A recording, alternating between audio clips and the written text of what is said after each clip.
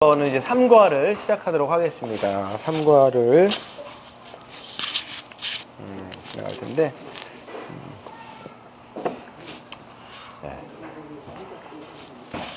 우리가 이제 2과까지 해서 봤던 내용은 뭐냐면 우리가 그리스도 안에서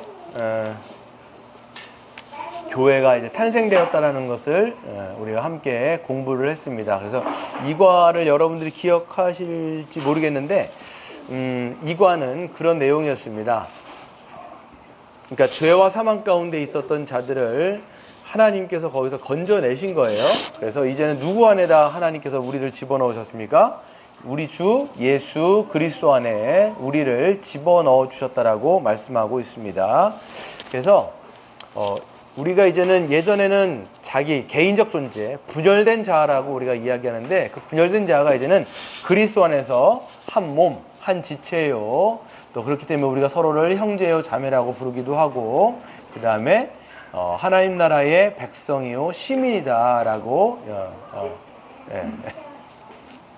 이렇게 선언을 하고 있는 것입니다. 그랬을 때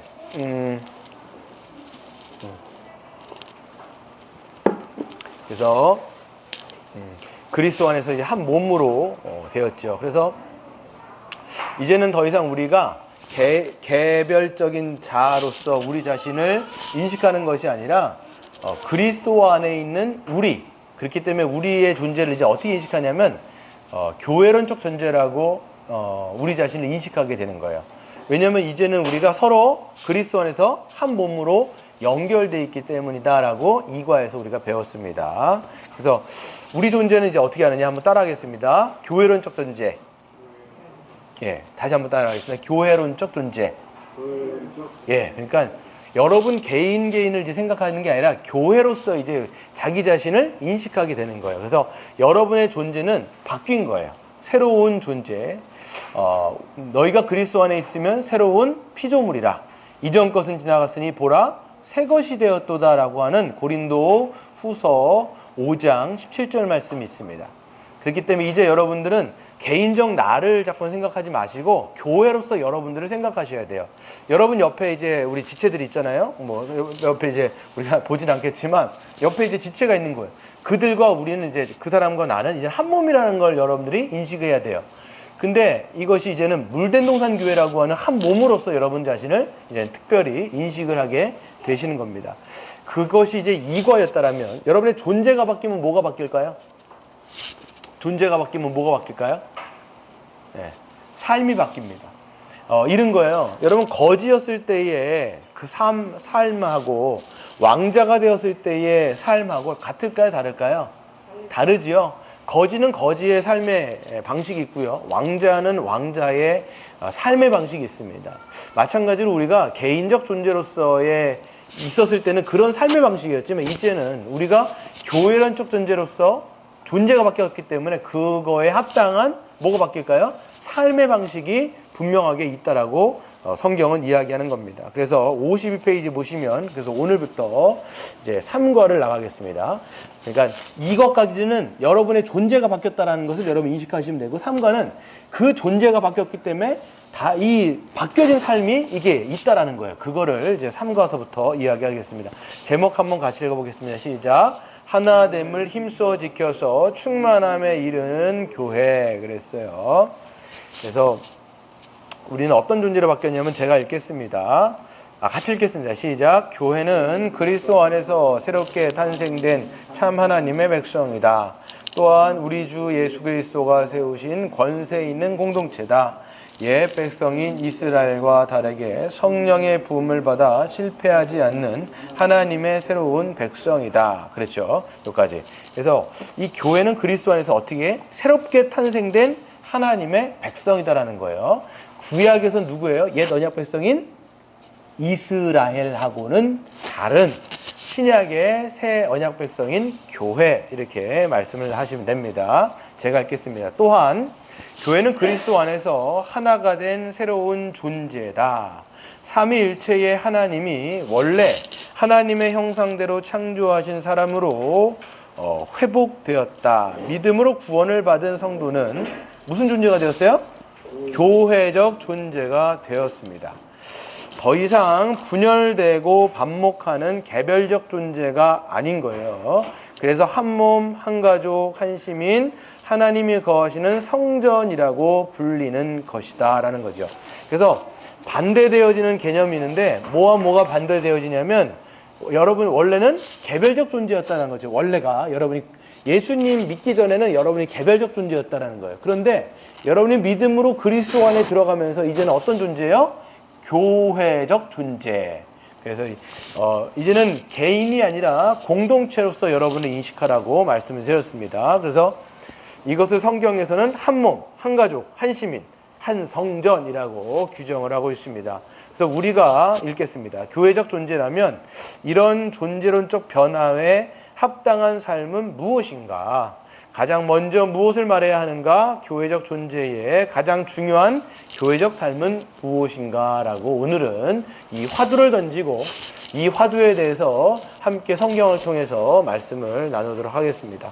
그러니까 여러분 뭔지 아시겠죠? 메인 주제가 변화된 존재에 합당한 변화된 삶. 이것이 바로 오늘 3과 1, 2강의 내용입니다.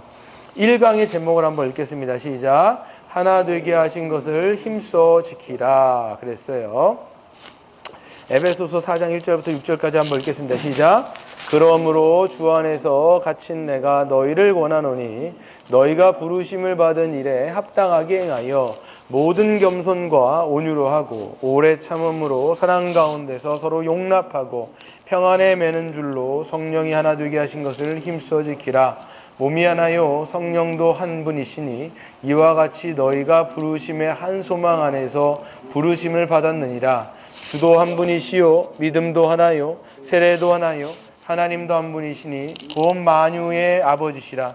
만유 위에 계시고 만유를 통일하시고 만유 가운데 계시도다. 아멘. 오늘 말씀을 보게 되어 주시면 이렇게 이야기합니다. 그러므로 이게 사도 바울이 말하는 거예요. 사도 바울이 주 안에 갇힌 내가, 여기서 나란 누굴까요? 사도 바울을 이야기하고 있습니다. 내가 너희를 권한다라고 얘기했을 때 너희는 누구냐면 에베소에 있는 성도들을 얘기하는 거예요. 뭐라고 이야기하냐면 권한다라는 말이 뭐냐면 이제 뭐라고 이제 가르치는 거죠. 너희가 부르심을 받은 일에 합당하게 행하라 라고 얘기하고 있습니다. 부르심을 받은 일, 어떤 거로 부르심을 받았을까요? 그리스도 안으로 부르심을 받은 거예요. 즉 교회로 부르심을 받은 겁니다. 우리 같으면 물된동산교회로 부르심을 받은 거예요. 여러분이. 근데 합당하게 행하다는 게 뭘까요? 합당하게. 합당하다는 뭘까요? 합당하다는 말이 어떤 말일까요? 합당하다. 어떤 신분에 합당하게 행하는 거. 그렇죠. 네. 그러니까 어떤 신분과 지위와 그 직분에 합당하게 행하는 거. 뭐 이런 걸 얘기하는 거예요. 합당하다는 말이 그런 말이겠죠. 그러니까 아까도 말씀드린 것처럼 왕이라면 왕의 신분답게 합당하게 행하라는 게 그런 얘기일 거예요. 근데 합당하게 행하는 게 뭐냐면 2절이에요. 뭐라고 돼 있습니까? 겸손, 온유, 오래 참음과 사랑 가운데서 서로 용납하라 라고 말합니다. 그러니까 하나님께서 우리를 한 몸으로 부르셨잖아요. 그러니까 그렇게 한 몸으로 부르는 거에 대한 합당한 자세와 태도가 뭐냐면 겸손, 온유, 참고, 용납하고 이런 거예요. 사랑하고. 근데 왜 그렇게 하는 거냐면 3절에 보시면 평안에 매는 줄로 성령이 하나 되게 하신 것을 힘써 지키라는 거예요. 그게 뭐냐면 하나 되게 하신 것은 누가 주체일까요? 누가 하나 되게 하셨을까요? 네, 하나님이 우리를 그리스도 안에서 하나 되게 하신 거예요. 그러니까 우리가 하나 되자 하는 게 아니다. 여러분이 이게 교회를 모이셨는데 여러분이 우리가 하나 되자라고 해갖고 하나 된 게 아니라는 거예요. 하나님이 여러분을 확 붙잡아가지고 그리스도 안에 넣어버리면서 그리스도 안에서 하나가 된 거예요. 그러니까 그 주체는 우리가 아니라 누구예요? 하나님이신 거예요. 그러면 우리가 해야 되는 게 뭘까요? 여러분의 책임이자 의무이자 사명은 뭘까요? 하나 되게 하신 것을 힘써 지키는 것이 여러분의 일인 거예요. 네. 우리가 하나 되게 하는 거, 우리가 하나 되게 만들 수는 없지만 하나님이 하신 것을 우리는 지키는 거예요. 그 하나 되게 하신 것을 지키는 방식이 뭘까요? 그게 겸손, 온유, 참고, 사랑으로 서로 용납하는 게 바로 하나됨을 힘써 지키는 겁니다. 겸손한 거의 반대가 뭐냐면 교만한 거예요. 그렇죠? 겸손한 게 뭐냐면 자기 자신을, 그러니까 다른 사람, 남을 나보다도 어떻게 여기는 거예요? 높이는 거예요. 존중하는 거예요. 그게 겸손이에요. 교만은 뭘까요? 내가 다른 사람들보다 더 잘났다라고 생각을 하는 거예요. 여러분, 교만하면 다른 사람들을 어떻게 대할까요? 그렇죠. 얕보겠죠. 아유, 하찮은 것. 약간 뭐 말은 그렇게 안 하지만 눈빛이라든지 말의 뉘앙스라든지 이런 데서 나올 거란 말이에요. 그러니까 얕보거나 무시하거나 이런 거예요. 그게 교만한 자의 태도인 거죠. 근데 그러니까 교만하고, 그러니까 온유의 반대말이 뭘까요? 온유. 온유는 뭐냐면 이제 뭐 다 이렇게 부드럽게 대한다든지 친절하게 대하는 거 있잖아요. 그거의 반대가 뭘까요? 사나운 거예요. 짜증내고 화내고 막 자기 승질내고 뭐 이런 거 있잖아요. 그게 이제 온유의 반대되는 거예요. 그리고 오래 참는 거의 반대가 뭘까요? 이것도 마찬가지. 참지 못하고 부르르 하는 거죠. 해갖고 뭐 승질내거나 똑같은 거예요. 그때. 그러니까 사람에 대해서 오래 참지 못하면요, 그 사람에 대해서 대적하게 돼 있어요. 적대시하거나 사납게 굴거나. 그리고 서로 사랑으로 용납하는 거의 반대가 뭘까요? 용납하지 못하는 거겠죠. 나는 못 참아인가, 못 참아. 우리가 이제 한 몸이라고 얘기하는데 용납하지 못하는 건 뭐냐면 서로 다른 거에 대해서 용납하지 않을 수가 있어요. 그렇죠? 저 사람의 성격과 내 성격이 달라요. 그러면 이제 용납해야 돼요? 용납하지 않아야 돼요? 용납을 해야 되는데 우리는 용납을 못하는 거예요. 만약에 그래서 겸손한 거의 반대가 뭐라고요? 교만. 온유에 반대되는 게 뭐냐고요? 아무튼 온유하지 못하는 사나운 거 뭐 이런 거죠. 오래 참지 못하는 거. 그리고 용납하지 못하는 거. 만약에 그렇게 한다라면 어떻게 되는 걸까요? 한 몸 되어지는 게 깨지는 거예요. 그러니까 하나님 뭐라고 말씀하시냐면 하나됨을 힘써 지키라는 거예요. 어떤 방식으로? 겸손, 온유, 참고 서로 사랑으로 용납하는 방식으로. 이거는 교회 공동체도 마찬가지고요. 여러분의 가정 공동체도 마찬가지예요. 예, 남편이 아내에 대해서, 아내가 남편에 대해서, 또 부모가 자녀에 대해서 우리가 이런 방식으로 취하지 않을 때는요, 관계는 다 깨지게 되어 있어요. 예. 그래서 하나님은 하나 되게 하신 것을 너희는, 우리가 하는 건 뭐예요? 힘써 지키는 거예요. 그래서 이런 덕목들을 여러분들이 눈여겨보시고 여러분 삶 속에서 믿음으로 행한다는 게 뭐냐면 이런 방식으로 행하는 거예요. 교만하지 않게 하고, 그러니까 겸손하게 하고, 그러니까 막 화낼 만한 일에도 온유하게 대하고, 그리고 어떻게 합니까? 누군가에 대해서 오래 참아주고. 사람에 대해서 여러분 참는 게 쉬울까요? 어려울까요? 쉽지가 않아요. 자기하고 다른 사람들에 대해서 특별히 쉽지가 않아요. 이게 교회 공동체가요, 우리가 그리스도 안에서 영적으로 한 가족이잖아요. 가족임에도 불구하고 서로 다른 건 또 다 다른 거예요. 그렇잖아요.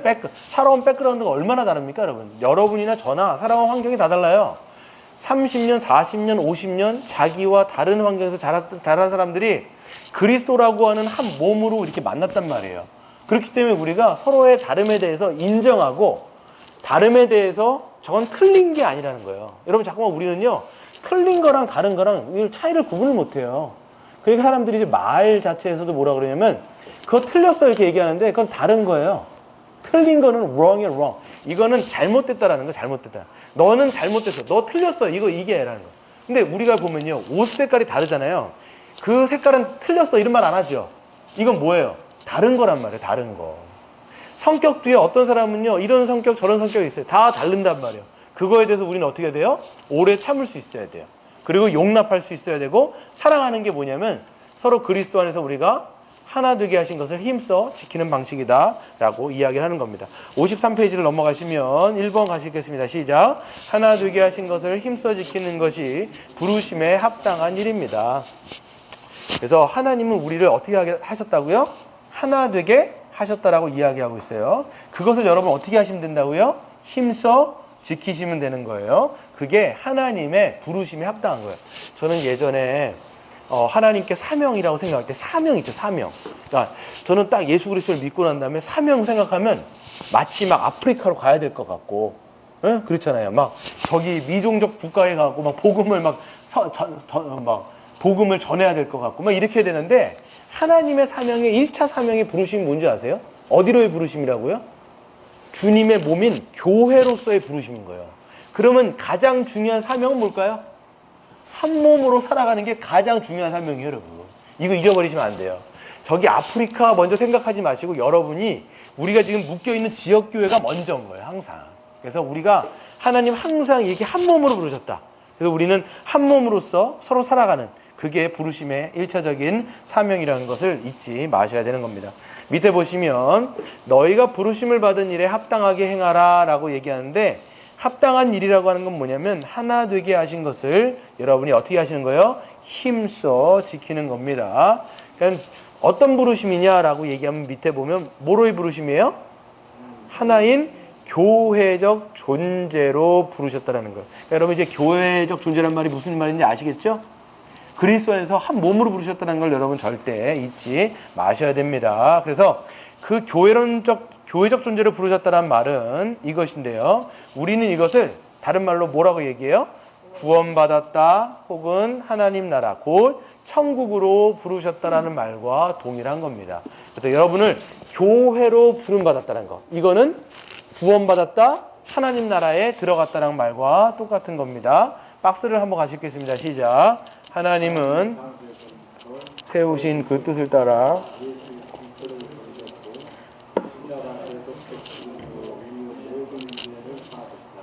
그리고 성령을 통해 우리를 그리스도 안에서 하나인 교회적 존재가 되게 하셨다.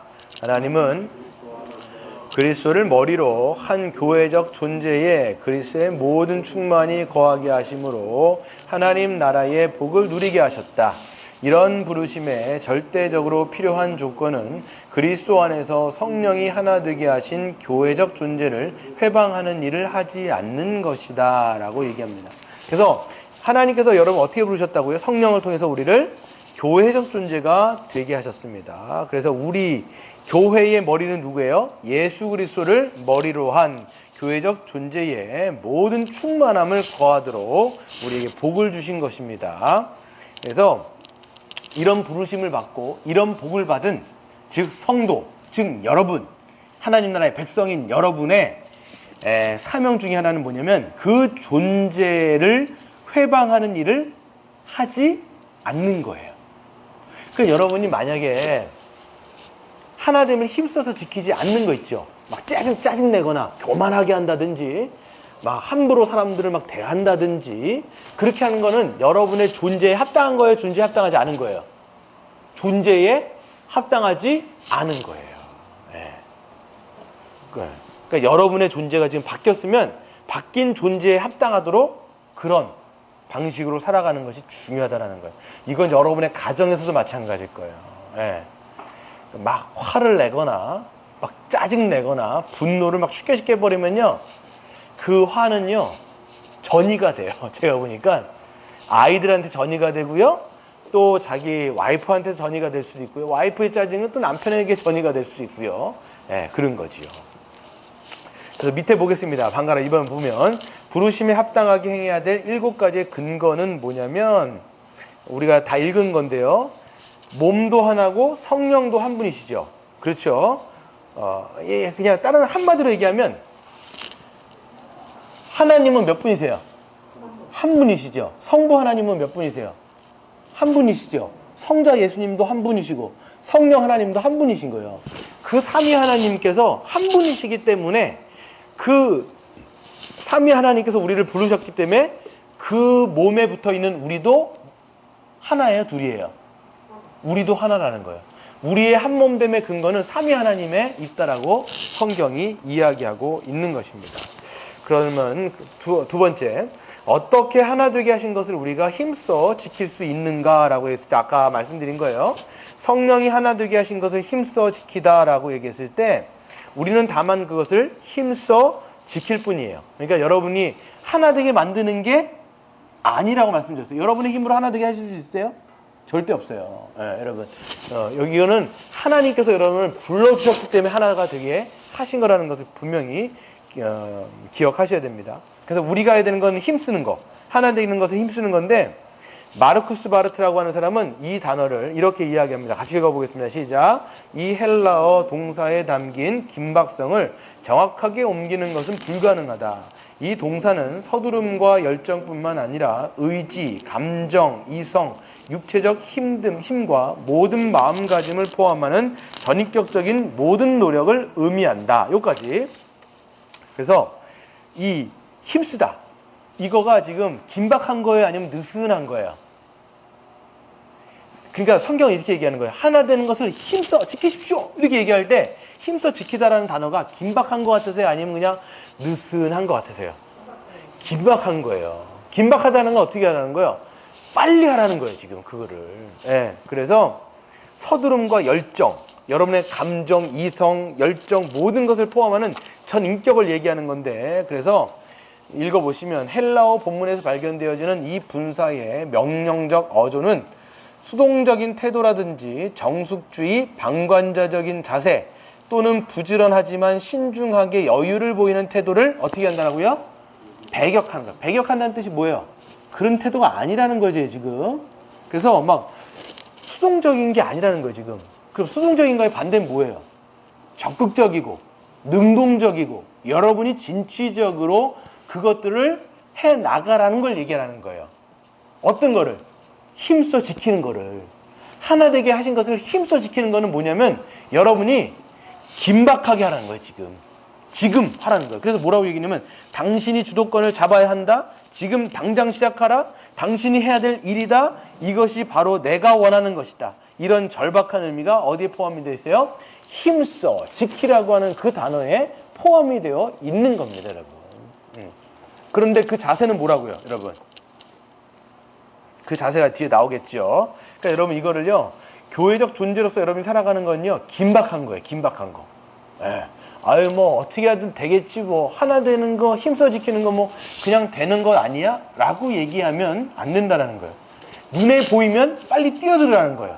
그리고 어떤 게 아니라 그러면 그거에 대해서 바로바로 시정하시고 여러분의 자세라든지 태도를 바꾸시라는 거예요, 지금. 예. 그게 중요한 것이죠. 그래서 박스를 보시면 우리가 하나 되게는 할 수는 없는데, 우리를 하나인 교회적 존재가 되게 하시는 것은 오직 그리스도 안에서 행하시는 누구의 사역이세요? 성령님의 사역이신 거예요. 그렇기 때문에 힘써 지킬 때 그 수단과 내용은 하나님의 평화요 평안이다라고 이야기합니다. 박스를 보시면 한번 읽어볼까요? 시작. 그런데 하나됨을 힘써 지키지 않더라도 성령이 하나 되게 하신 것을 파괴할 수는 없는 것 아닌가? 예, 저를 보세요. 우리를 하나 되게 하신 것은 누구라고요? 성령님. 하나님께서 우리를 하나 되게 하셨다 그랬죠? 그리스도 안에서 우리를 지체로서 연결시키고 연합시켰다 그런 거예요. 근데 만약에 우리가 힘써 지키지 않았어요. 그러니까 우리는 뭐 이렇게 하나님께서는 겸손하게 하라고 그러고 온유하게 하라고 그러고 서로 사랑으로 용납하고 오래 참으라 그랬는데 우리가 만약에 안 했어요. 그러면 그 하나 되면 깨어지고 찢어질까요? 어떻게 될까요? 근데 그 하나님이 하나 되게 만드셨다면서요. 하나님이 하나 되게 하신 것이 갈라지거나 찢어질 수가 있을까요? 어떻게 생각하세요? 갈라지시면 없잖아요. 그렇죠. 왜냐면 하나님의 능력으로 우리를 꽉 뭉쳐버렸는데 그게 예. 그렇죠. 예, 그렇죠. 그러니까 우리가 찢어지거나 갈라지진 않아요. 근데 마치 깨진 것 같은, 마치 분열되어진 것 같은, 물론 분열된 거죠. 그러니까 우리가 하나됨으로써 누릴 수 있는 큰 복락, 천국의 복을 누릴 수 있다라는 거 없다라는 거예요. 못 누린다라는 거예요. 우리가 깨어진, 그러니까 관계가 찢어진 건 아닌데 마치 깨어진 것 같은 관계가 되는 거예요. 여러분 이거 있어요. 부부의 관계가요, 하나님 안에서 어떻게 우리가, 여러분 결혼하셨을 때 만약에 여러분이 이제 목사님을 주례로 해갖고 여러분이 결혼을 하셨다면 어떻게 됐어요? 서약하셨죠? 그러면 목사님은 뭐라고 얘기하세요? 하나님께서 하나 되게 하신 것을 인간이 나누지 못하리라 이렇게 하면서 선포하시죠? 못 나눈다는 얘기예요. 그런데 하나님이 함께하게 하신 그 부부관계가 마치 어떤 관계처럼 되어줄 때가 있어요. 네. 거의 남남인 것처럼 관계가 되어질 때가 있다는 거 이게. 그런 거예요. 지금 이 교회 관계도 마찬가지로 교회가 서로 연결되어 있는데 그런 것들을 행하지 않았을 때, 우리가 힘써 지키지 않았을 때는 부부도 여러분 부부가 해야 될 의무를 하지 않으면 어떻게 돼요? 부부 사이도. 이혼 도장만 안 찍었을 뿐이지 마치 이혼한 것처럼 보이는 그런 관계가 될 수 있다 없다? 있다라는 거예요. 교회의 지체들도 그런 관계가 될 수가 있다라고 교회가 성경이 이야기하는 것이죠. 그렇다면 두 번째를 한번 보겠습니다. 성령의 하나 되게 하신 것을 힘써 지키기 위한 자세와 덕목들이 뭐냐? 아까도 말씀드린 거예요, 제가. 한번 읽어볼까요? 시작. 겸손, 다른 사람의 귀함과 가치와 진가를 인정하고 자신을 낮추는 게 겸손입니다. 그래서 겸손한 거는 뭐 그냥 겸손한 거예요, 겸손한 거. 그래서 다른 사람의 귀함, 그러니까 옆에 있는 지체들이 귀하다. 그 사람의 가치와 진가를 여러분들이 인정해 주셔야 돼요. 그러니까 다른 사람들 잠깐 폄하하려는 게 아니라 여러분 이렇게 보면요, 여러분의 이제 이게 약간 성격인 것도 있는 것 같은데 누군가를 볼 때 단점을 먼저 보세요, 장점을 먼저 보세요. 첫 번째 단점이죠. 네. 장점은 오래가야 해요. 네. 근데 여러분들 이제 어떻게 이제 지체들을 바라보셔야 되냐면 그 지체의 장점을 자꾸 보시려고 하셔야 돼요. 그 사람의 진가, 그 사람의 가치, 그 지체가 우리 교회 안에 있는 그 진가가 무엇이냐. 여러분, 우리가 서로 지체가 된다면 서로에 대해서 불필요하거나 필요 없는 존재가 있을까요, 없을까요? 필요한 존재는 다 있을 것 같은데요. 네. 여러분, 우리가 몸이라고 생각하면요, 코와 눈과 귀가 서로가 여러분 누군가는 귀고 누구는 눈이에요, 누구는 입이에요. 그러면 서로에 대해서 불필요한 존재가 있어요, 없어요? 불필요한 존재가 없지요. 없지요. 그렇죠. 다 서로가 한 몸으로 연결되는 불필요한 존재는 아무도 없다라는 거예요. 그렇기 때문에 그 지체에 대해서 뭐를 여러분들이 보셔야 되면 그 지체 안에 있는 가치와 진가를 보셔야 돼요. 좋은 점만 보라고요? 네. 그 장점을 보시는 거예요. 야, 저 지체를 하나님께서 우리 교회에게 보내주신 그 진가는 무엇이냐, 가치는 무엇인가를 볼 수 있는 눈이 있으셔야 돼요. 그게 여러분 영적인 안목이라는 거예요. 어떤 사람에게나 여러분 하나님의 형상으로 지음바 되어진 사람에게는 모든 사람에게는 다 하나님의 가치가 있다 없다? 있다예요. 그래서 어떤 사람도 여러분 필요 없는 존재는 이 땅에 아무도 없어요. 특별히 교회로 모여있는 우리 안에서는 더 말할 것도 없죠, 여러분.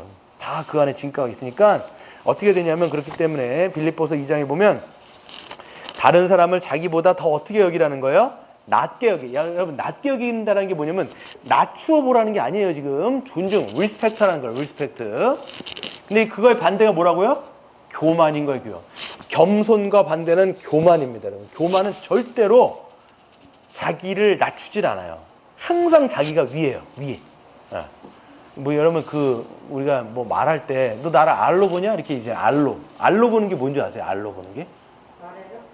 아래로 본다는 뜻이야. 아래로 본다는 뜻이야. 너 나를 아래로 보냐? 여러분, 그 성경에서 보면 죄라는 단어가 있어요. 죄라는 뜻이 하마르티아거든요. 하마르티아가 뭐냐면 관역에서 벗어난다는 뜻이에요. 그 관역에서 벗어난다는 뜻을 이 한국말로 가장 잘 표현하는 게 뭘까요? 죄라는 단어와 가장 흡사한 한국 단어가 뭘까요? 한국말. 그게 지랄이에요, 지랄. 진짜 지랄이에요. 여러분, 지랄이라는 뜻이 어떤 어원을 갖고 있냐면, 이게 저도 책에서 봤는데 맞을 수도 있고 안 맞을 수도 있는데 저는 맞다고 생각해요. 이게 여러분 보면요, 경상도에서 길이라는 말 쓰잖아요. 그러니까 길이라고 하는 말을 갖다가 그 경상도는 지읒으로 쓸 때가 있어요. 그래서 김치를 짐치 이렇게 말을 하거든요. 그러니까 이 질환할 때 이 질은 뭐냐면 질인 거예요. 길이라는 뜻이에요. 거기를 갖다가 리을자가 밑으로 가가지고 길 아래인 거예요. 길 아래. 그러니까 지랄이라고 하면 뭐냐면 길 아래라는 뜻인 거예요. 이게.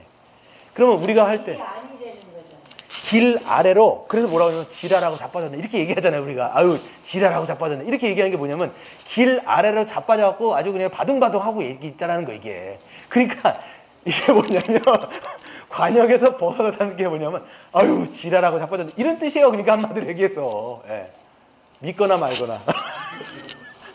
근데 저는 그게 아주 어원적인 의미가 있다고 봐요, 저는. 예. 그래서 길 아래. 이거 뜻이에요, 길 아래. 여러분. 예. 어디 가서 얘기하지 마세요, 그냥. 예. 예. 그래서 아무튼, 예. 지금 뭘 얘기하다가 이렇게 나왔나 모르겠네. 예. 그래서 겸손이고요. 예. 그 온유라는 것도요. 온유가 뭐냐면, 온유는 뭐냐면 온유한 거예요. 겸손한 사람은요, 온유를 갖고 있습니다. 그러니까 자기를 다른 사람을 높여주는 사람은요, 다른 사람에 대해서 화를 자주 낼까요? 아니면 온유하게 친절하게 대할까요? 온유하게 대하겠죠. 반대로 교만한 사람은요, 절대 온유할 수가 없어요.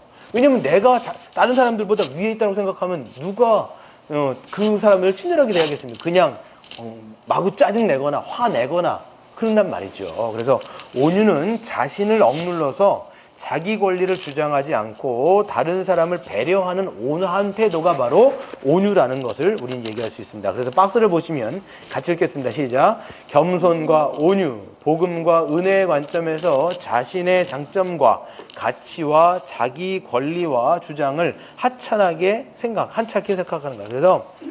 그래서 사람은요, 본능적으로 뭐를 자꾸만 주장하려고 하면 내 권리를 찾습니다. 여러분도 그렇지 않습니까? 내 권리를 자꾸만 주장하려고 하는 거예요. 근데 겸손과 온유는 오히려 자기의 권리를 포기하려는 자세인 거예요. 누구의 권리를 인정하려는 거예요? 다른 사람의 권리를 내가 더 수용하려는 자세가 바로 겸손과 온유예요. 그래서 여러분들이 이제 교회 안에서는 무엇을 좀 훈련하셔야 되냐면 자꾸만 자기 권리를 찾으려고 하지 마시고 어떻게 하면 내가 다른 사람들을 더 섬기기 위해서 내 권리를 포기할까를 생각하는 게 그리스도를 닮는 거예요. 우리 주님께서 여러분 십자가를 진다는 게 뭐냐면 우리를 구원하시기 위해서 자기의 권리를 다 포기하신 거예요.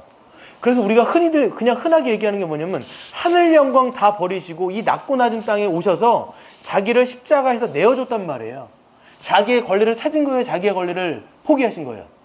자기의 권리를 포기한 거예요. 그게 십자가의 내용입니다. 그럼 우리도 여러분 십자가를 믿고 십자가를 따른다는 게 뭐예요? 예수님처럼 자기 권리를 포기하는 게 십자가의 길인 거예요. 여러분 십자가의 정신이 뭐냐면 십자가를 안 믿는 사람들을 십자가로 대가리를 쪼는 게 십자가 정신이 아닌 거예요. 그게 뭐예요? 십자가 정신은 예수님이 하신 것과 똑같이 내 권리를 포기하고 다른 사람의 권리를 인정해 주는 거예요. 그게 십자가의 정신입니다, 여러분. 그래서 밑에 보겠습니다. 오래 참음. 오래 참음이 뭘까요? 화나게, 한번 같이 읽어보겠습니다. 시작. 화나게 만드는 사람에 대해서 인내하고 다른 사람의 약점을 포용함으로 분노하거나 보복하지 않고 참는 거예요. 그래서 여러분 보시면 왜 여러분 화가 왜 나십니까? 여러분 화가 날 때 왜 화가 나시죠?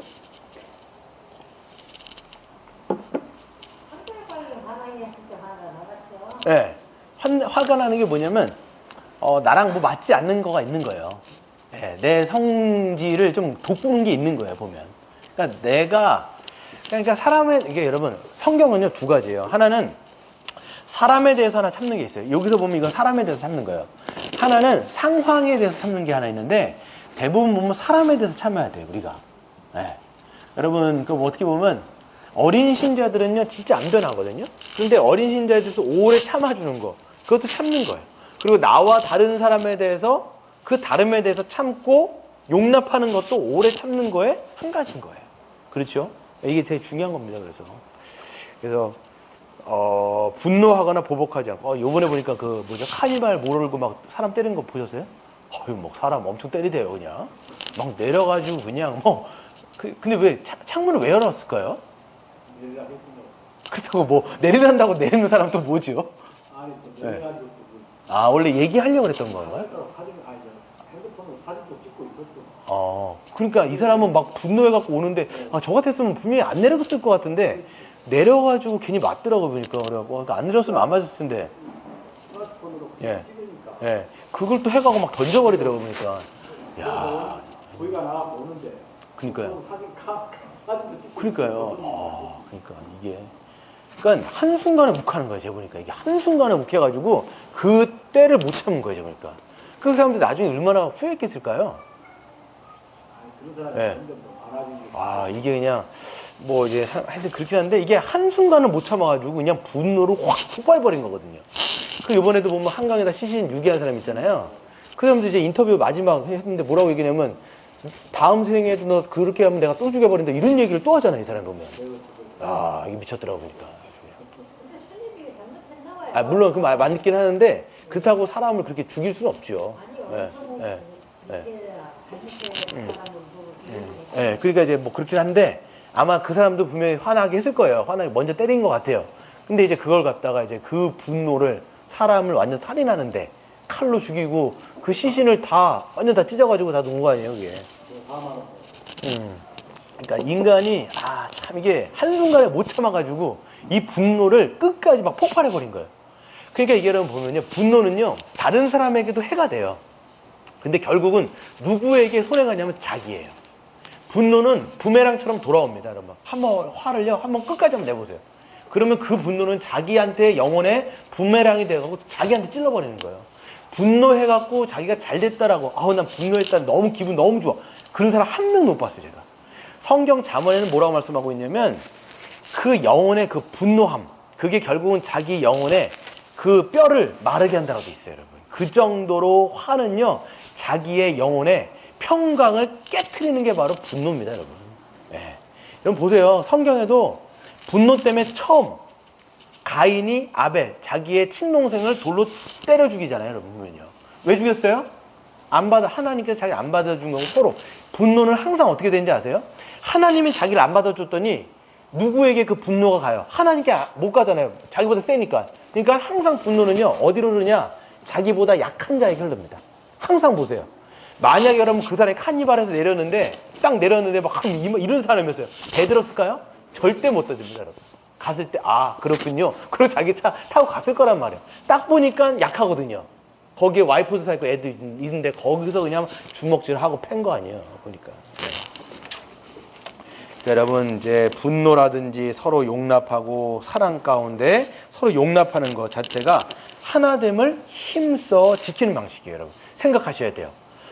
약간 이렇게 욱하고 올라올 때 이게 참아야 된다. 이렇게 생각하셔야 돼요, 여러분. 그러니까 여러분 항상 생각.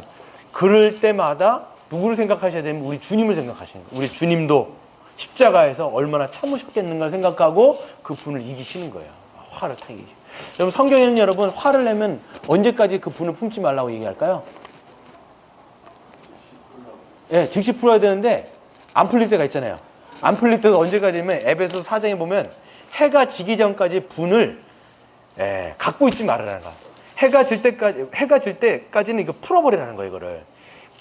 그 분노를 품지 않으면 반드시 뭐가 틈을 타냐면 사단이 틈을 타요. 이건 제가 얘기하는 게 성경에서 얘기하는 거예요. 그 사단의 틈을 줘서 우리가 죄를 짓게 된다는 거예요, 여러분. 그러니까 분노는요, 죄는 아니에요. 분노는 우리가 이 인간의 연약함 때문에 생겨지는 감정이거든요.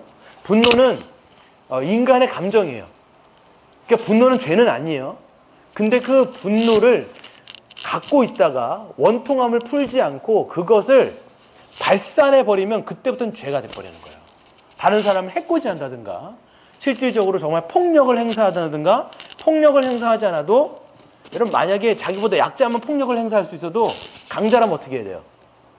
말로 하죠. 말로. 뒤로 가가지고 저 사람을 막 뒷담화 쳐버리는 거예요. 그럼 이제 평판이 더러워진 거나 공동체에서 그 사람의 안 좋은 평판을 쫙 만들어버리는 거예요. 이건 다 뭐냐면 분노가 올바르지 않은 방식으로 표출되어지는 방식이고 이것 자체가 어떻게 되냐면 한몸됨을 이룬 우리 공동체가 어떻게 되는 거예요?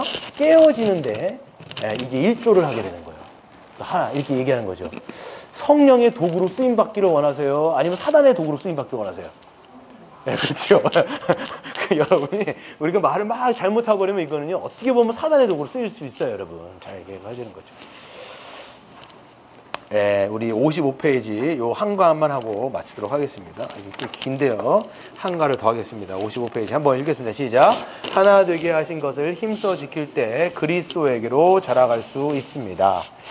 오늘 말씀을 보시면 한번 읽겠습니다. 시작. 우리 각 사람에게 그리스도의 선물의 분량대로 은혜를 주셨나니 그러므로 이르기를 그가 위로 올라가실 때에 사로잡혔던 자들을 사로잡으시고 사람들에게 선물을 주셨다 하였도다. 올라가셨다 하였은즉 땅 아래로 낮은 곳으로 내리셨던 것이 아니면 무엇이냐.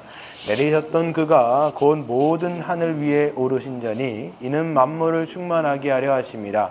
그가 어떤 사람은 사도요, 어떤 사람은 선지자로, 어떤 사람은 복음 전하는 자로, 어떤 사람은 목사와 교사로 삼으셨으니 이는 성도를 온전하게 하사 봉사일을 하게 하며 그리스도의 몸을 세우려 하심이라. 우리가 다 하나님의 아들을 믿는 것과 아는 일에 하나가 되어 온전한 사람을 이루어 그리스도의 장성한 분량이 충만한 데까지 이르리니 이는 우리가 이제부터 어린아이가 되지 아니하여 사람의 속임수와 간사한 유혹에 빠져 온갖 교훈의 풍조에 밀려 요동하지 않게 하려 함이라.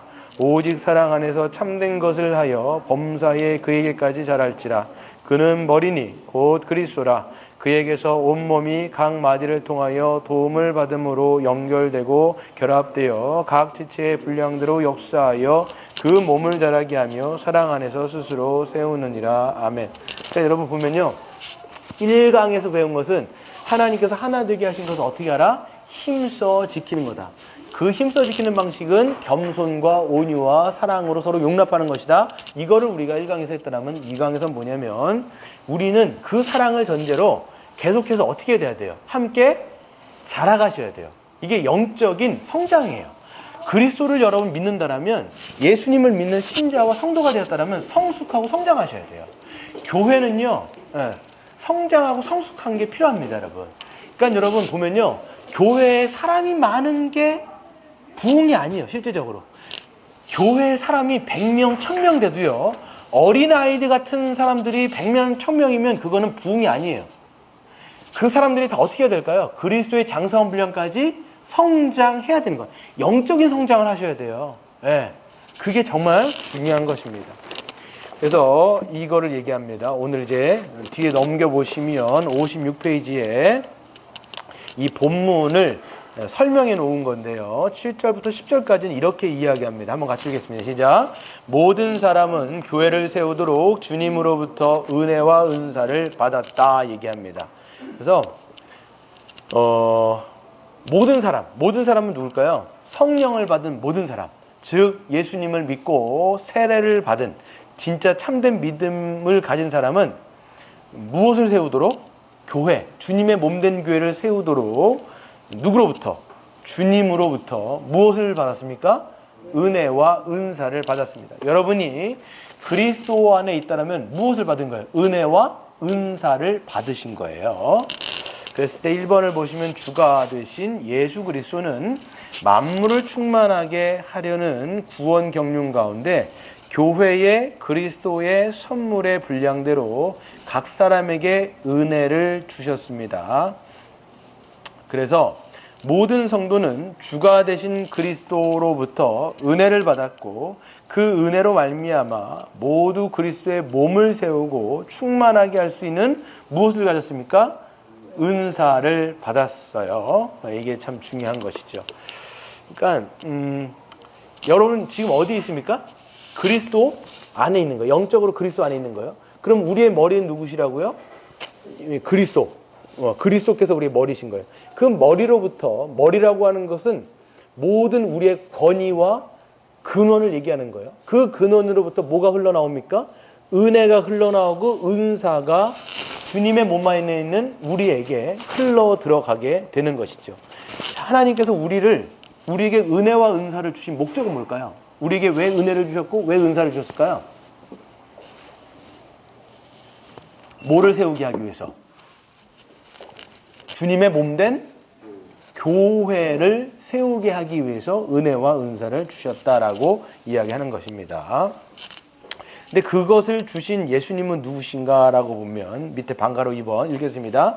이것이 가능한 이유는 예수 그리스도가 그 십자가의 사역으로 승리하셨고 하늘에 오르시어 하나님 우리 우편 보좌에 앉으신 주가 되셨기 때문이다라고 얘기했어요. 그래서 우리에게 은혜와 은사를 나눠주신 분은 누구냐면 십자가에서 죽으신 예수님이에요. 그렇죠? 십자가에서 죽으심으로 말미암아 누구의 머리를 박살내셨죠?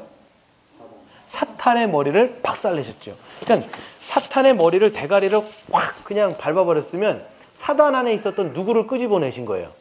사단에게 종됐던 인간들을 사단의 대가리를 밟아버린 다음에, 그러니까 여러분 보면요, 사단이 그러니까 좀 맞아야 확 누군가 보면요, 성경에서도 비유가 있어요. 비유가 뭐냐면 어떤 강한 사람이 있어요.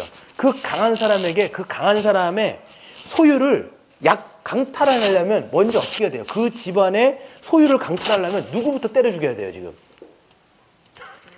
그 집에 있는 주인, 그놈을 때려가지고 거기에 있는 그 집 소유를 갖고 와야 되잖아요. 이게 예수님의 비유 중에 하나가 있는 거예요. 그래서 그게 누구냐면 집안에 있는 놈이 아주 센 놈이 하나 있는 거예요. 그 놈의 태가를 꽉 쥐고 있는 거죠. 예? 그게 사탄인데. 그게 사탄인 거예요. 그러니까 예수님은 그렇죠. 그래서 예수님이 어떻게 되냐면 그 집에 있는 그 강자의 대가리를 그냥 십자가로 확 때려버리고 어떻게 됩니까? 사단의 그 소유인 사람들을 거기서 끄집어내신 거예요. 확 끄집어내신 거예요. 이거는 뭐라고 얘기합니까? 구원이라고 얘기하는 거예요. 그래서 누구한테 집어넣으신 거예요? 자기의 몸 안으로 확 집어넣으신 거예요. 자기의 몸 안에 들어온 자를 뭐라고 얘기하는 거예요? 주님의 교회라고 얘기하는 거죠. 그 머리 대신 주님께서 그런 주님 안에 몸 안에 있는 자들에게 뭘 부어주신 거예요? 은혜와 은사를 주신 거예요. 여러분 뭘 갖고 계신 거예요? 그러면 은사가 있는. 은사가 뭘까요? 은사가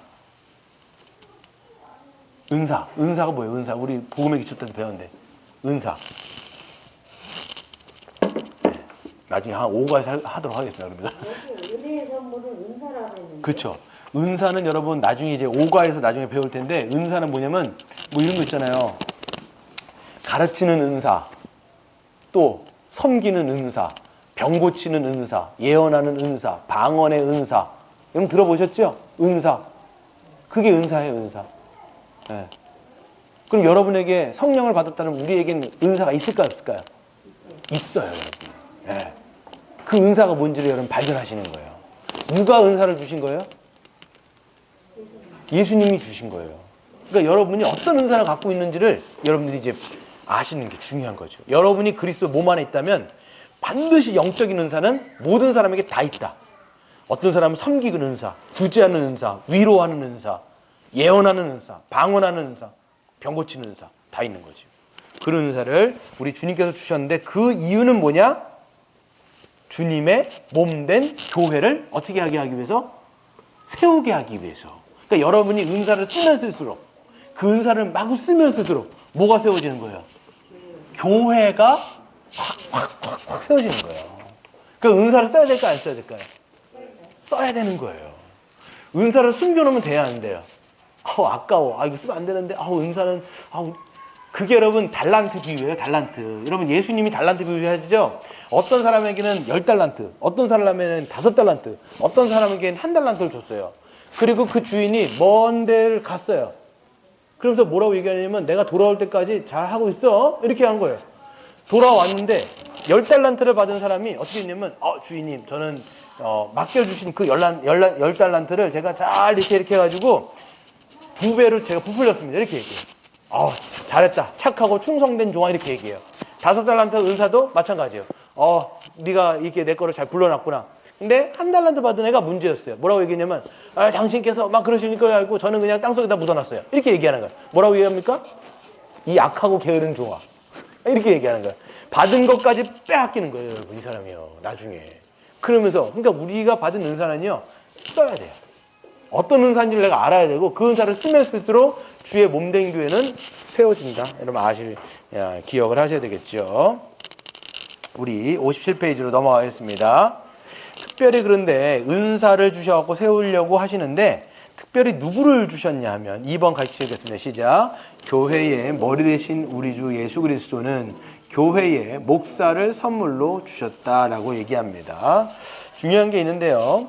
우리 머리 되신 예수님께서 그 머리 되신 예수님은 이 몸된 교회를 어떻게 하세요?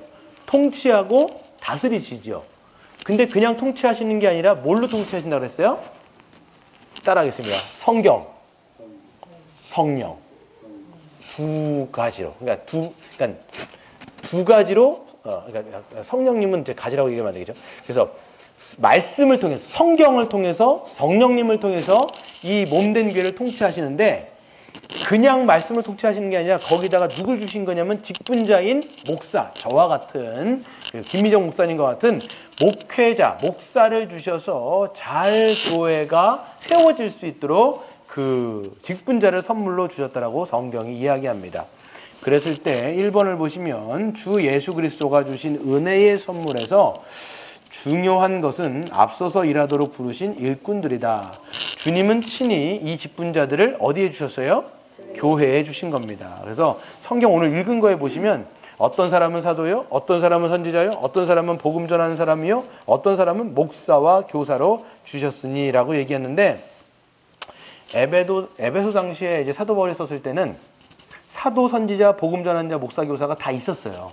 근데 지금은요, 사도와 선지자는 있을까 없을까? 신약시대, 지금 시대. 지금은 없어요. 사도도 없고요, 선지자도 없습니다. 지금 남아있는 사람은 뭐냐면 복음을 전하는 자와 목사와 교사는 남아있어요. 여기서 보면 목사와 교사는 하나로 묶을 수 있어요. 누구로 묶을 수 있을까요? 목사로 묶을 수 있어요. 목사 혹은 장로로 묶을 수 있는 건데요. 그래서 보시면 박스의 두 번째 별표를 한번 읽겠습니다. 시작. 목사는 사도와 선지자들의 터 위에 세워진 교회가 머리이신 그리스도에게로 자라가도록 섬기는 직분이다. 그랬어요. 그래서 목사의 중요한 기능이 뭐냐면 머리이신 예수님께로 자라가도록, 모든 성도들이 자라가도록 뭘 전해야 돼요? 하나님의 말씀을 잘 가르침으로써 모든 성도들이 그렇게 자라가도록 섬기는 직분이 저와 같은 목사인 거예요. 그럼 저는 해야 될 게 뭘까요? 죽도록 해야 될 게 뭐냐면 하나님의 말씀을 잘 가르치고 여러분들이 그 말씀대로 살아갈 수 있도록 인도하는 것이 목사의 주된 책무인 것입니다. 두 번째로 보시면 같이 읽겠습니다. 시작. 이 직분자들 중에 교회의 하나됨과 자람에서 중요한 직분이 바로 목사예요. 여러분, 그래서 목사가 굉장히 중요한 거예요. 어떻게 보면요, 교회가 건강하냐 건강하지 못하냐는 어떻게 보면 이제 우리 주님에게 달려 있는데, 저는 목사가 건강하면 교회가 건강해요. 목사가 병들면 교회가 병들어요. 그래서 다른 말로 하면 교회의 문제의 90% 이상의 문제는 누구의 책임일까요? 목회자의 책임이에요. 실제적으로 말하면. 왜 그러냐면 여러분 잘 생각해 보세요. 교회의 모든 어떤 목회의 방침은 누구에서 나와요? 목사에게서 나오죠. 여러분, 예배를 주관하는 것도 목사가 하는 거예요. 그리고 여러분의 모든 양육을 누가 하는 거예요? 지금 목사가 감당하고 있단 말이에요. 그러니까 어떤 방식으로 교회를 지도해 나가냐에 따라서 그 교회가 병들 수도 있고요, 온전해질 수 있다는 거예요. 그만큼 중요한, 그러니까 주님과 이 교회를 연결할 수 있는 커넥트인 거예요. 커넥트. 예. 그럼 물론 여러분, 이 목사가 그냥 성도들 머리 위에 있는 게 아니에요. 절대로. 여러분 이렇게 인식하시면 안 돼요. 절대로. 막 이런 거 있잖아요. 목사는 주의 종이니까 잘 막 받들어 섬겨야 되겠다. 물론 어떤 면에서는 존중하셔야 돼요. 존중하시는 건 맞지만 그 목사가 하나님은 아니다라는 걸 여러분 아셔야 돼요. 목사가 잘못하면 과감하게 아니라고도 얘기하셔야 되는 거예요. 그러니까 목사가 막 이상한 짓 하고 있고 이상한 말 하고 있는데 쟤는 하나님의 종이기 때문에 우린 건들면 저주받아. 그렇게 말하는 사람이 저주받는 거예요. 여러분, 예, 목사가 잘못되면 말할 수 있어야 돼요. 예, 이건 분명한 겁니다. 그래서 목사는 근데 여러분 교회에게 주신 선물이기도 하고 그만큼 중요한 위치를 차지한다는 걸 여러분이 아셔야 돼요. 그래서 보시면 목사는 목자이자 교사예요. 영어 성경을 보시면요, 어떤 사람은 목사와 교사라고 되어 있는데 영어 성경에 보면 pastor and teacher 이렇게 되어 있어요. pastor and teacher. 그러니까 영어에서 이거 잘 설명 그냥 간단하게 드릴게요. 정관사가 붙어 있고 목사와 교사가 붙어 있다는 건, 이거는 영어로 말하면 이거는 하나라는 거예요. 하나라는 거. 목사와 교사가 두 개가 아니라 정관사로 묶어 있다는 건 하나라는 거예요. 이걸 목사라고 얘기하는데, 그래서 목사의 기능은 뭐냐면, 패스터라고 하는 건 뭐냐면, 여러분 그 목동들이 어떻게 합니까? 자기의 양떼를 그 외부에 있는 그 짐승들로부터 지키는 거죠. 이걸 그렇기 때문에 여기서는 목자의 기능을 하는 거예요. 목사의 기능 중에 하나는 뭐냐면 목자의 기능인 거예요. 외부에 있는 그 일이나 늑대는 없겠지만 그런 이단적인 사상들에서 교인들이 그거를 듣고 넘어가지 않도록 어떻게 해야 되는 거예요? 저는 철저하게 그것들을 잘라내고 경계해버리는 거예요. 그게 목자의 기능인 거예요. 네, 제가 그걸 하는 거예요. 그리고 교사의 기능을 합니다. 교사는 뭐예요? 교사가 어떤 걸 할까요? teacher, 가르치는 거예요. 그래서 밖으로에서는 그걸 경계하기도 하지만 안에서는 계속 그 건전한 가르침으로 복음적인 내용으로 계속 성도들을 일깨워서 가르침으로써 하나님께로 인도하는 것이 목사의 직분의 중요한 책임인 것이죠. 그래서 밑으로 넘어가면요. 그게 여러분 그 얘기를 하는 겁니다. 그래서 목사는 보다 목자와 교사의 기능을 한다. 여러분 이걸 외워주세요. 밑에 57절 맨 밑에 그 슬래시를 보시면 한번 읽겠습니다. 시작. 목사는 하나님의 말씀을 전하고 가르침으로 성도를 온전하게 한다. 그러니까 여러분 제가 그러니까 하나님의 말씀을 여러분에게 잘 가르치는 목적과 이유가 뭘까요? 여러분에게 이렇게 말씀을 가르치는 목적과 이유. 여러분 어떻게 하기 위해서?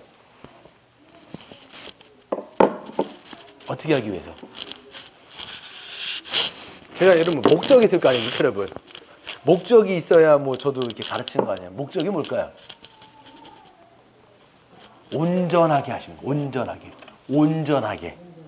그러니까 성장하고 성숙하게 하기 위해서 목사는 성도들에게 말씀을 가르치는 거죠. 뒤에 넘기겠습니다. 그래서 58페이지 보세요. 읽겠습니다. 시작. 목사는 모든 성도가 봉사의 일을 하도록 준비시키는 사명을 감당한다.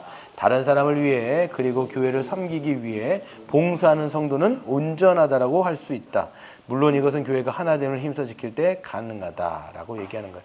그래서 제가 목사가 왜 이렇게 말씀을 가르치느냐? 여러분을 온전하게 하는 거예요. 그럼 온전하게 한다는 게 뭐냐? 온전하다는 게 말이 perfect, 완벽하다는 뜻이 아닌 거예요. 온전하다는 뜻이 뭐냐면 여러분을 준비시키는 거예요. 무엇으로 준비시키느냐라고 얘기하면 여러분이 가지고 있는 은사를 써서 주의 몸된 교회를 위하여 봉사할 수 있는 사람으로 만들도록 준비시키는 게 누구의 역할이에요? 목사의 역할인 거예요. 그러니까 여러분 잘 생각해 보세요. 막 교회에 오면요, 막 봉사부터 시키죠. 아무것도 막 모르는데 막 봉사부터 막 하라는 거예요. 그게 성경적인 원리일까요? 아닐까요? 아닌 거예요. 지금 여기서 보면요, 말씀을 알아야 하나님이 누구신지를 알고 내가 어떤 존재인지를 알고 신앙 가운데서 어떤 사람으로 바뀌는 거냐면 준비되어서 이제 누군가를 섬길 수 있는 자가 되는 거예요. 그게 온전한 자인 거예요, 여러분. 네. 그러니까 제가 말씀을 전하는 이유는 뭐냐면 여러분을 누군가를 섬길 수 있는 그런 사람으로 준비시키는 거죠. 네. 그래서 여러분 성숙해야 된다는 게 뭐냐면 이제 누군가를 섬길 수 있는 위치로 가셔야 되는 거예요, 이게 계속. 네. 그게 온전한 자입니다. 박스에 보세요. 읽겠습니다. 시작. 12절에 온전하게 한다는 것은 완전하게 만든다는 의미보다 무엇인가를 할 수 있도록 준비시키는 것을 뜻한다. 여러분 군대 같은 데 가보면요, 이등병 할 수 있는 게 있을까요, 없을까요? 이등병이면 짝대기 하나예요. 갓 온 신병들이 할 수 있는 게 있어요, 없어요? 아무것도 없어요. 애기예요, 애기. 그러니까 뭘 시켜도 할 수가 없어요. 모르니까. 아무것도 모르니까 못하는 거예요. 그러면 와갖고 일병하고 상병하고 뭐 병장들이 다 해가지고 이제 막 훈련시키잖아요. 뭐 이것도 하고 저것도 하고 막 군장 싸는 거 다 알려준단 말이에요. 그거 어떻게 하려고 하는 거야, 지금? 뭘로 준비시키는 거야, 지금? 한 명의 군인이라고 전투할 수 있는 사람으로 만들어주는 게 온전하게 한다는 거예요. 그럼 교회 성도를 온전하게 한다는 게 뭐냐면 영적인 싸움을 싸울 수 있는 사람으로 만드는 거예요. 그래서 자기가 신앙으로 어떻게 사는지를 알고 하나님을 믿는 믿음이 뭔지를 알고 그리고 어떻게 되는 거예요? 여러분이 갖고 있는 은사를 가지고 누군가를 위해서 섬길 수 있는 자로 만드는 거예요. 아무것도 못하는 거예요. 아무것도 못하는 사람은 뭐예요? 그게 어린아이예요. 어린아이. 베이비. 젖병 빨고 있는 거예요. 젖병 빨고 이등병. 고문관들이면 막 고문관들 만나면 아주 힘듭니다. 그래서 고문관들 만나면 그냥 알려줘도 못해 그냥 막. 예. 그러니까 우리는 고문관 되면서 안 해요. 고문관이 돼서는 안 됩니다, 여러분. 예. 그래서 3번 읽겠습니다. 시작. 모든 성도는 온전해져서 그리스도의 은혜와 은사로 봉사하여 그리스도의 충만함에 이르도록 교회를 세워가야 합니다. 그랬어요. 예. 그래서 여러분 여기서 온전하게 하는데 중요한 직분이 누구라고요? 목사가 말씀을 전하지요. 그래서 모든 성도 1번 한번 읽겠습니다. 시작. 모든 성도의 봉사를 통해 교회가 충만하게 세워져 간다. 그래서 여러분 보면요, 성도의 일부분만 봉사하면 안 돼요. 어떻게 해야 돼요? 교회는 모든 성도가 그러려면 모든 성도가 봉사한다는 건 뭐예요? 모든 성도가 다 온전해진다는 뜻이에요. 이게 중요합니다, 여러분. 그래서 봉사를 통해서 교회가 충만하게 세워져 가는 것이죠. 그래서 모든 성도는 다른 지체들을 위해서 그리고 교회를 위해서 봉사하고 섬기도록 부름을 받았고 은혜와 은사를 받았습니다. 이를 위해서 목사를 통해 말씀으로 온전해져야 됩니다. 준비되어져야 되는 것이죠. 이것이 교회의 하나됨의 구체적인 내용입니다. 그래서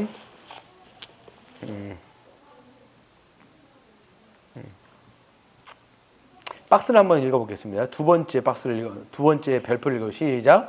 모든 성도가 사역자다. 한 지역 교회의 회원은 그 지역 교회를 잘 세워나갈 책임과 의무와 참여할 권리가 있습니다. 그래서 여러분 우리가 이제 정의원을 세운단 말이에요. 정의원이 되어지면 이제는 모든 사람들이 이제는 다 주님의 몸으로서 뭐가 되는 거예요? 회원이 되는 거예요. 회원. 그럼 모든 사람이 이제 하나님의 성도인 거잖아요. 성도가 되어지면 이제 뭐 해야 될 책임과 의무가 있어요? 계속 하나님의 말씀을 듣고 자라나고 온전해져서 어떤 준비가 되셔야 돼요. 누군가를 섬길 수 있는 그런 역량을 키우셔야 돼요. 역량을 키우시는 거예요. 네. 여러분 우리가 웨이트 트레이닝 같은 걸 한단 말이에요. 여러분 운동을 왜 할까요? 운동. 건강해지기 위해서. 그렇죠. 어떤 거 운동하려고 하면요. PT 같은 걸 계속 하다 보면 뭐가 붙어요? 근육이 붙는단 말이에요. 그럼 처음에는요, 뭐 몇 킬로, 막 5킬로 드는 것도 막 힘들어요. 막 그렇잖아요. 근데 근육이 붙으면 어떻게 돼요? 10킬로도 들고, 15킬로도 들고 막 한단 말이에요. 바벨 같은 거 막 이런 거 들잖아요. 근육이 붙는 거예요. 온전해. 그러니까 여러분, 하나님의 말씀을 들으면요, 여러분의 영적인 근육이 붙는 거예요. 그리고 하나님의 말씀을 통해서 누구를 알게 돼요? 하나님이 누구신지 알죠. 그리고 여러분이 누구신지를 알죠. 그러면서 믿음으로 하나님이 나를 왜 부르셔주고, 나에게 어떤 은사를 주셨다는지를 알아가요. 그러면 이제는 어떻게 되는 거예요? 다른 사람을 섬길 수 있는 자가 비로소 그때는 되는 거예요. 그때는 여러분이 뭐예요? 일병도 되실 수 있고 상병도 되시면서 이제 누군가를 이제 신병들이 오면 맞을 준비가 되는 거예요. 그때부터는. 이게 되는 겁니다. 이 밑에 보세요. 2번. 모든 성도가 봉사하고 섬기며 교회를 세워나갈 때 그 목표는 다음 세 가지가 있습니다. 여기에 나오는 세 가지 목표는 어떤 특정한 개인이 아니라 한 몸인 교회적 존재, 곧 공동체적 존재를 염두에 둔 것입니다. 그래서 뭐라고 되어 있냐면 우리가 읽은 거에 대해서 한번 여기 첫 번째 슬래시를 한번 읽겠습니다. 시작. 다 하나님의 아들을 믿는 것과 아는 일에 하나가 되도록 하여라 라고 되어 있습니다. 그래서 우리가 그리스도 몸 안에 있으면 한 사람도 예외 없이 무엇에 다 하나가 되어야 돼요? 그리스도를 믿는 것과 아는 것에 다 우리가 하나가 되셔야 돼요. 그러니까 목회자는 성도들에게 하나님의 말씀을 골고루 다 가르쳐야 돼요. 말씀을 안 듣는 사람이 있어서는 안 된다는 거예요. 그래서 제가 어떻게 합니까? 지금 수요 모임 때 하고 못하신 분들은 지금 금요일 날에서도 하고 금요일 날 못하신 분들은 어떻게 해요? 주일 날 또 오후에 그렇게 남아가지고 계속 우리는 한 몸이라고 얘기하는 거예요. 한 몸이기 때문에 머리 대신 주님께서 우리에게 흘려주시는 말씀은 한 사람도 예외 없이 우리가 정회원이 된다면 다 해야 돼요? 안 해야 돼요? 다 해야 돼요. 그래서 여러분 이게 있어요. 지식의 분열은 공동체가 분열되어지는 지름길이에요. 잘 보세요. 어떤 사람은 말씀을 듣고 자라가요. 근데 어떤 사람은 말씀을 못 듣고 안 자라나는 거예요. 그러면 균열이 될까요? 균열이 안 될까요? 균열이 되는 거예요. 몸으로 비유하면 이렇게 되는 거예요. 머리는 점점 커지는 거예요. 팔 하나는 점점 길어지는 거예요. 근데 다리 한 짝이 안 길어져. 몸이 어떤 것 같으세요? 장애인 되는 거. 그죠? 장애인 되는 거예요, 그게. 몸이 아주 이상해지는 거예요. 그거예요, 그거. 교회가. 그렇기 때문에 박스 읽어보시면 교회의 하나됨과 그 하나됨을 힘써 지키는 것 모두 우리 주 예수 그리스도와 그에 대한 진리에 근거한다. 한 지역교회의 모든 성도가 함께 그리스도를 믿고 또한 풍성하게 알아갈 때 하나됨을 힘써 지키며 하나로서 그리스도에게로 자라갑니다. 하나됨을 힘써 지키는 것은 친교에 힘쓰는 것으로 오해하지 않아야 됩니다. 여러분 그래서 여러분 잘 생각해 보시면 우리가 이게 계속 하나로서 같이 자라가는데 중요한 역할을 하는 게 뭐예요? 한 가지가. 하나로서 쭉 자라가게 하는 게 뭐예요? 그게 바로 말씀이에요.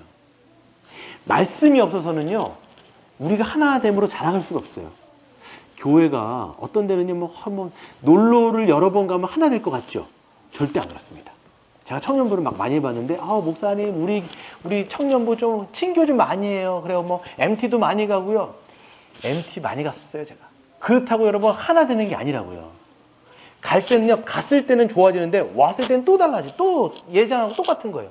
근데 여러분, 이게 있는 거예요. 하나님의 말씀이 우리 안에 확 들어와 버리면, 거기서 한 믿음을 갖게 되고요. 한 사랑을 갖게 되어지고, 거기서 한 소망을 갖게 되는 거예요. 하나의 신념으로 뭉친다고요, 이게. 여러분, 이런 얘기가 있어요. 공산당이 버스를 타면요, 거기 그 버스 전체가 다 어떻게 된다는 거예요? 공산당으로 된다는 거예요. 뭐 그런 얘기 있잖아요. 이게 보면 신념이라는 게 무서운 거예요. 물론 여러분, 이 신앙이라는 게 신념이 아닌데, 하나님의 말씀으로 똑같은 것을 우리가 알고 믿어야 하나됨으로 어떻게 되는 거예요, 우리가? 같이 자라나는 거예요. 근데 어떤 사람은 계속 안 들어. 안 자라요. 절대 안 자랍니다, 이 사람. 그래서 여러분 점검하셔야 되는데요. 밑에 한번 같이 읽어보겠습니다. 시작. 한 지역교회는 하나인가? 하나됨을 힘써 지키는가? 한 지역교회의 모든 성도는 복음의 진리를 모두 동일하게 배우며 알며 믿음을 같이 함으로 진리 안에서 하나 되어 사는가? 그래서 여러분 보게 되어지면 우리가 지역교회는 뭐가 지역교회인 줄 아시죠? 지역교회. 물된 동산교회가 하나의 지역교회인 거예요, 지금. 예. 그 지역교회가 지금 말씀 안에서 함께 배우며 자라가는지를 우리가 스스로 점검하셔야 돼요. 우리 교회는 그런 것 같으세요? 안 그런 것 같으세요? 지금 그렇게 가고 있는 것 같죠? 네, 참 좋은 현상인 것 같아요. 그래서 이를 위해서 두 가지를 분명히 하게 해야 됩니다. 누가 한 지역교회의 회원인가, 그러니까 정회원과 아닌 거를 우리가 분명히 가르고요. 교회의 공식적인 가르침이 베풀어질 때마다 다 참여하는 걸 여러분들이 보시는 것이 중요합니다. 그래서 그리스도를 아는 것과 믿는 것이 하나가 되어서 어떻게 돼야 돼요? 여기서 보면 어떤 사람이 돼야 돼요? 어떤 사람이 돼야 돼요? 온전한 사람이 되도록 해야 되는 겁니다. 온전한 사람의 반대말이 뭘까요? 어린아이가 되는 거예요. 여러분, 어린아이 특성이 뭐예요? 이 말 들으면 저렇게 가고 저 말 들으면 이렇게 되고 기준이 없는 거잖아요. 근데 장성한 자는 특징이 뭐냐면 하나님의 말씀이 기준되어서 무엇을 믿어야 될지 알고 그것으로 자기의 삶을 해석하고 살아가는 것이 온전한 자가 되는 것입니다. 그래서 진리 위에 견고하게 서서 흔들리지 않고 다른 사람들을 위해서 봉사하는 것, 그게 온전한 자입니다. 밑에 또 보시면 그래서 어떻게까지 자라가야 돼요? 그리스도의 충만에 성숙한 분량에 이르도록 자라가야 하는 것이죠. 박스를 한번 읽겠습니다. 시작. 그리스도의 충만으로 교회가 성숙할 때 교회는 그리스도의 모든 복을 누리며 그리스도처럼 살 수 있습니다. 그래서 그리스도의 충만으로 우리가 같이 성숙해지는 거예요. 같이. 교회는요, 한 사람만 성숙할 수가 없어요. 전체가 같이 동반 성장하는 것이 교회의 영적인 성숙의 원리인 것이죠. 밑에 3번 읽겠습니다. 시작. 교회는 영적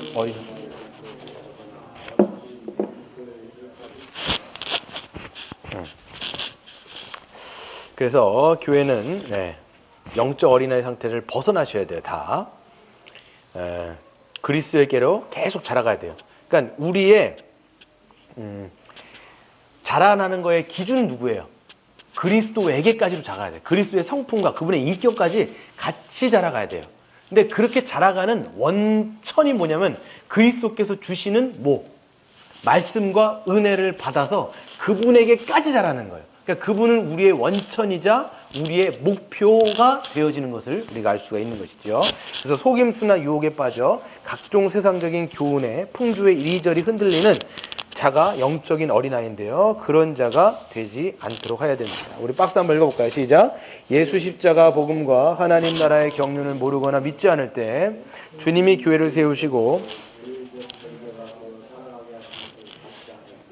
교회적 존재로서 하나됨을 힘써 지키고 봉사와 섬김과 헌신으로 그리스도의 목표로 하여 거룩하고 충성스럽게 살아가야 할 사명을 거부할 때 영적인 어린아이라고 할 수가 있습니다. 그래서 영적인 어린아이는 그 교회 안에서 자라나지 않는 신자들, 여전히 어린아이, 다고 그냥 자기의 편의와 자기의 권리만 주장하면서 이거 왜 안 해주세요? 이거 왜 안 해줍니까? 왜 이거 안 해줍니까? 계속 자기의 편의에만 따라서 그리고 남들을 섬기지 못하고 자기가 자꾸만 섬김을 받으려고 한다면 이거는 영적인 어린아이다라고 우리는 얘기할 수가 있는 것이죠. 넘어가겠습니다. 그래서 이런 어린아이 상태에서 벗어나기 위해서는 우리 주 예수 그리스도를 어떻게 해야 돼요? 잘 알고 확실히 믿어야 되는 것이죠. 거의 다 했습니다. 우리 61절 위까지만 할 거예요, 오늘. 그래서 교회는 어린아이 상태에서 벗어날 뿐만 아니라 범사의 그리스도에게까지 이르는 것을 궁극적인 목표로 합니다. 우리는 그리스도에 이르기 위해서 교회적 존재로 하나됨을 힘써 지키며 하루하루를 살아가는 것이죠. 그래서 머리이신 그리스도와 그분의 충만함에 이르는 교회가 되도록 우선 목사는 성도들을 어떻게 해야 돼요? 봉사할 수 있도록 하나님의 말씀으로 준비시키는 거예요. 온전한 성도는 다른 사람을 위해서 봉사하며 섬겨야 되는 것이고요. 그래서 이것이 교회를 세우는 길이에요. 그러니까 저는 여러분에게 뭘 해야 된다고요? 하나님의 말씀을 죽도록 가르치는 거예요. 그리고 그것을 통해서 여러분들이 준비되는 거예요. 그럼 여러분이 잘 준비되어지면 어떻게 됩니까? 다른 사람들을 여러분이 가지고 있는 은사로 섬길 수 있는 자가 되는 거예요. 그럼 그게 여러분이 온전해지는 거예요. 이건 여러분 개인만이 아니라 우리 교회 전체가 다 그렇게 일어나야 우리 교회가 다 우뚝 설 수 있는 거예요. 이게 돼야 돼요. 그래서 4번.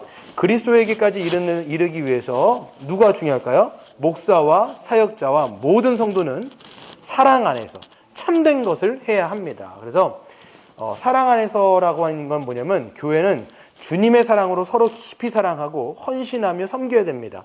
사랑으로 하나 된 교회를 말하는 것입니다. 여기서 참된 것을 하여라고 하는 말은 뭐냐면 교회는 사랑할 뿐만 아니라 오직 진리를 어떻게 돼요? 말하고 진리에 의거하여 행동하는 거예요. 진리로 하나 된 교회를 말하는 것이죠. 그래서 사랑 안에서 진리로 행한다라는 건 뭐냐면 진리를 여러분 말할 수 있어야 돼요. 그래서 복음이 무엇인지를 여러분 입술을 열어서 말씀을 하셔야 된다고요. 그러니까 여러분 입을 열어서 말을 못한다고 하는 것은 여러분이 잘 모를 수 있다라는 얘기를 하는 거예요. 또 그리고 말을 할 뿐만 아니라 어떻게 돼요? 그 진리를 원리 삼아서 여러분의 삶이 그 진리로 살아가셔야 되는 거예요. 이게 참 중요한 것을 이야기하는 것이요. 박스를 읽겠습니다. 시작. 참된 것을 한다라는 것은 동사는 진리를 말한다는 뜻이며 진리에 신실하다, 즉 진리를 따라서 생각하고 행한다라는 의미입니다. 이 진리와 사랑 혹은 복음과 사랑은 성도를 온전하게 하는 내용이고 모든 성도의 봉사와 근거 방식이며 모든 성도가 하나님의 아들을 믿는 것과 아는 일이 하나가 되어야 한다고 할 때 그 내용이라고 할 수가 있는 것입니다. 네, 우리 5번 마지막 하겠습니다. 시작. 교회는 머리이신 그리스도로부터 모든 것을 공급받고 함께 나눔으로 스스로 자라갑니다. 그랬어요. 그래서 아까 그리스도는 성장의 뭐예요? 목표이자 원천이다. 그러니까 그게 무슨 말이냐면 그리스도께서 우리에게 모든 자양분을 주신 뭐예요? 원천이 되시기도 하고 우리는 누구에게까지 자라야 돼요? 그리스도에게까지로 자라가는 면에서는 목표가 되는 것이죠.